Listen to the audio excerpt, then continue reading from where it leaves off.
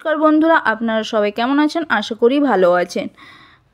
Video শুরুতে সকল বন্ধুদের জানাই নববর্ষের অনেক অনেক শুভেচ্ছা। এই নববর্ষের জন্য আমি খেজুরের স্বাস্থ্যকর একটি অসাধারণ মিষ্টি রেসিপি নিয়ে আপনাদের মাঝে চলে এসেছি। এই মিষ্টি বানানোর জন্য এখানে আমি নিয়েছি 200 গ্রামের মতো খোয়া এবং কিছুটা পরিমাণ ড্রাই ফ্রুটস নিয়েছি। এর মধ্যে আছে কাজু আছে, কালো কিশমিশ আছে, কাঠবাদাম আছে, পেস্তা আছে, আঞ্জির আছে, আখরোট আছে, পামকিন সিড আছে, সানফ্লাওয়ার সিড আছে এবং ক্র্যানবেরি। এবং এখানে আমি নিয়েছি 400 গ্রামের মতো খেজুর, কিছুটা পরিমাণ গোঁদ এবং ঘি। এই মিষ্টি বানানোর জন্য প্রথমে আমি কড়াইতে পরিমাণ মতো ঘি দিয়ে দিলাম। এবার ঘি গরম হয়ে গেছে, এবার আমি ড্রাই ফ্রুটগুলো দিয়ে দিলাম। দিয়ে ভালো করে ড্রাই ফ্রুটগুলো ভেজে নিব। এবার ড্রাই ফ্রুটগুলো ভাজা হয়ে গেছে, এবার আমি একটি পাত্রে তুলে নিব।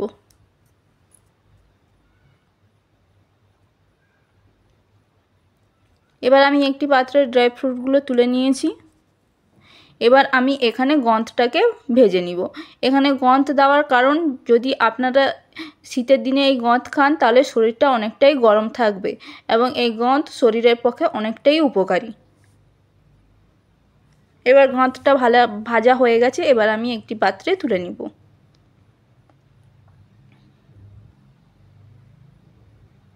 এবার ওই ঘিয়ের মধ্যে আমি খেজুরটাকে দিয়ে দিলাম। দিয়ে খেজুরটা ভালো করে আমি নাড়াচাড়া করে নিব।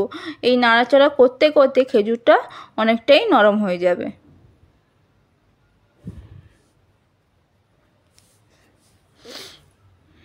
এবার খেজুরটা নরম হয়ে গেছে, এবার ওর মধ্যে আমি ওই খোয়াটা দিয়ে দিলাম। খোয়াটা দিয়ে খেজুরের সাথে আমি ভালো করে মিশিয়ে নিব। এখানে বলে রাখি, এখানে আমি কোনো মিষ্টির ব্যবহার করব না। চিনি কি মিশ্রি কি বাতাসা কিছুই দিব না।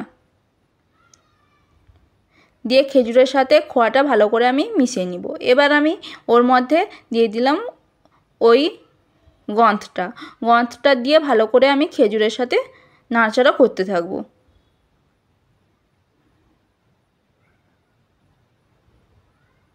এবার ভালো করে মিশিয়ে নিয়েছি গন্ধটা। এবার আমি ওর মধ্যে ড্রাই ফ্রুটগুলো দিয়ে দিলাম। দিয়ে ভালো করে আমি মিশিয়ে নিব।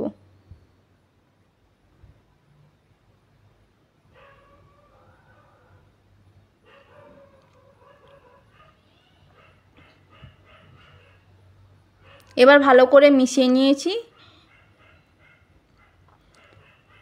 এবার এমনি নাড়াচাড়া করে কিছুক্ষণ আমি রান্নাটা করে নিব।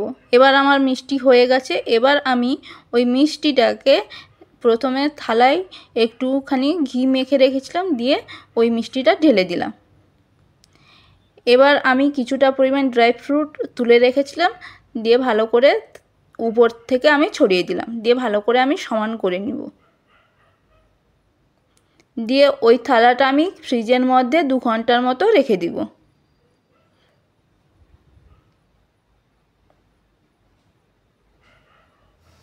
এবার 2 ঘন্টার পরে ফিরে এলাম। এবার আমি ওই চারকোনা আকারে কেটে নিচ্ছি। এবার আমার খেজুরের অসাধারণ হেলদি মিষ্টি রেডি হয়ে গেছে। ভালো থাকবেন, সুস্থ থাকবেন।